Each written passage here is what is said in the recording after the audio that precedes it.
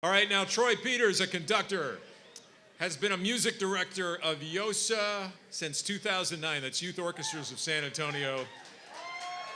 I have had the privilege of interviewing him, and throughout his conducting career, he's built connections between classical music and local cultural scenes across the country.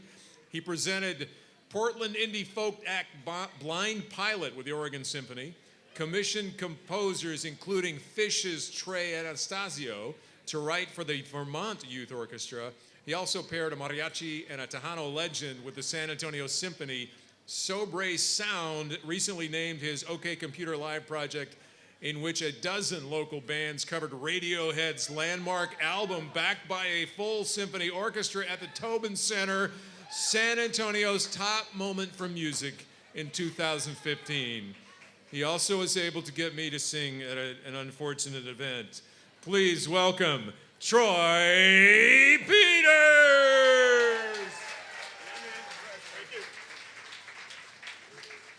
Randy Beamer! Okay. So 18 years ago, or not 18 years ago, I was 18 years old when I visited Philadelphia for the first time. I was about to go to college, and I was trying to find my way to the school I was going to go to, and I found a cop on the street and asked for directions. And I said, "Can you help me get to the Curtis Institute of Music?" He said, "Yeah, I can get you to Curtis. Yeah, you're a musician. You must know about the Philly Orchestra, right?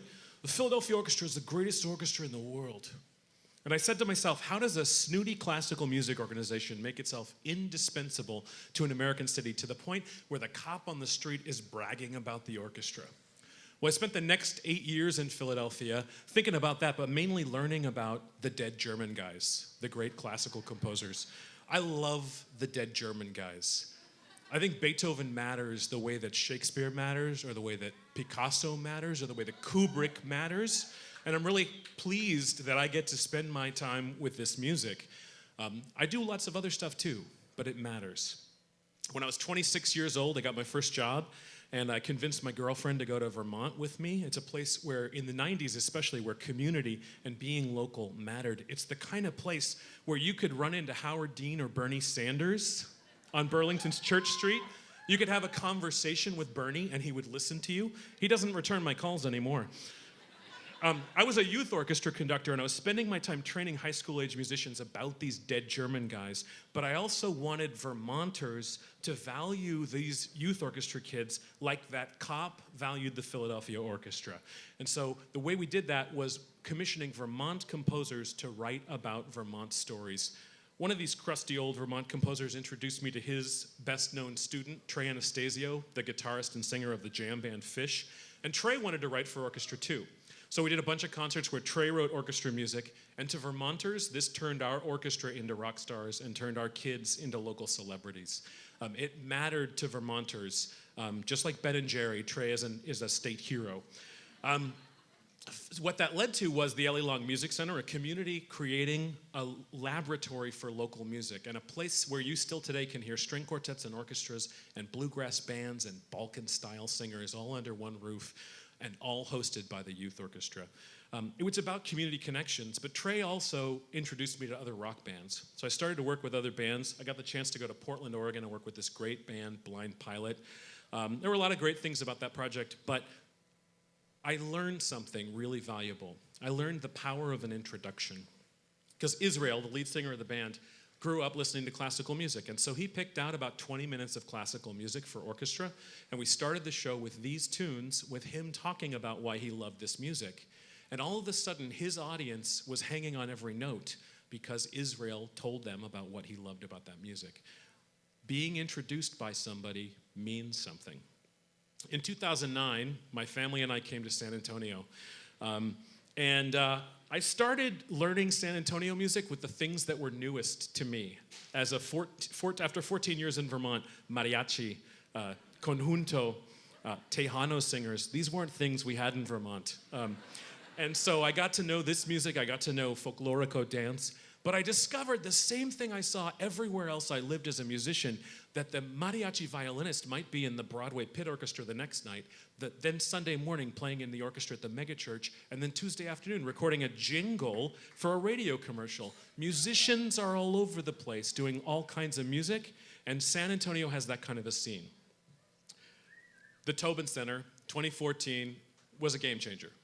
I know a lot of you have been there.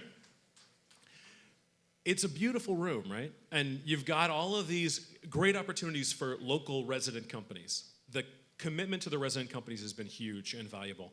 The resident companies get to work together. And of course, it's also a great room. You know, we saw Paul McCartney and we saw Carlos Santana and countless other people. I really value that relationship with the symphony and the ballet and the opera and the children's chorus and Attic Rep and all these great local companies. And we collaborate, we work together. We've done a lot of great stuff in that room. But I started to think about when I'm on stage or when I'm in the audience, there are a lot of great San Antonio musicians I don't see in that room. They play in rooms like this, and this is a great room. But the Tobin Center with 1,700 people is a different vibe. And so in June 2015, we did OK Computer Live in the Tobin Center. 12 San Antonio bands, a 60-piece orchestra behind them, a full house, and one of the landmark rock albums of the 1990s. It was a lot of fun. It was a great night. And there were a lot of reasons why it meant a lot to us. The biggest one was mentoring. You had older bands and younger bands side by side. I'm sorry, Eric Sandin, I don't mean to imply that you're an older member, but these bands worked not only with each other, but they worked with these young, high school-age classical musicians, and it was a life-changing thing for a lot of them.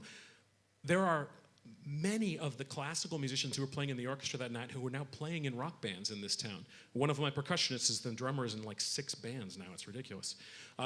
There was a lot of great energy among the artists that night. You can see our friend DJ Diego Bernal there on the far end. And the musicians had a great time with each other. But what was really thrilling was to have local performers on stage in the Tobin Center. And as a result, breakthrough performances, tons of great stuff that night.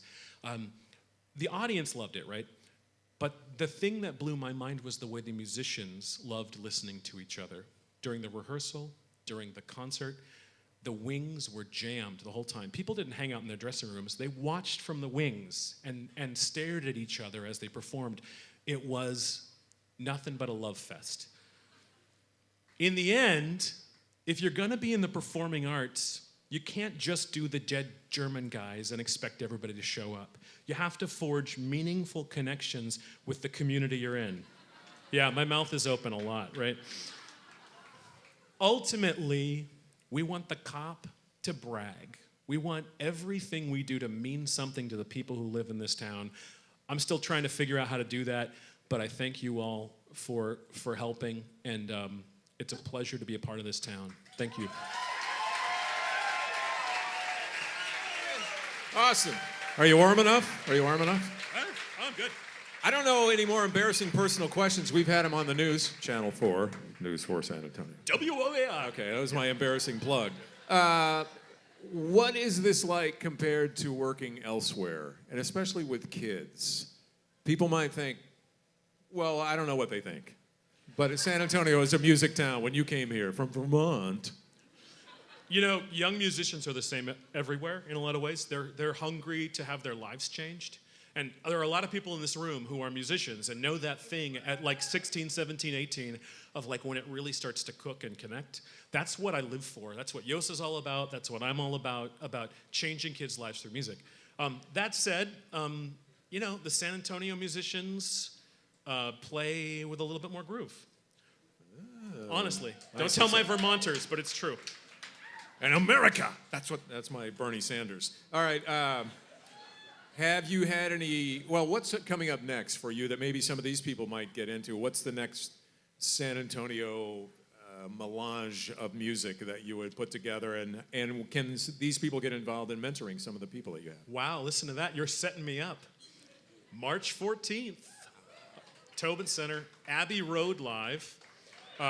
12 local bands, the Beatles, Abbey Road. It's going to be a great night. Tickets are on sale at tobincenter.org. And then I'll tell you the other thing I'm really excited about, actually, is because of my generation. I was 8 years old when the first Star Wars movie came out. Next year, Memorial Day weekend, is the 40th anniversary of the release of Star Wars, and I'm going to conduct 3 shows with the San Antonio Symphony of Music by John Williams. I'm not going to lie, I'm psyched. Awesome. Give him a hand, ladies and gentlemen. Troy Peters.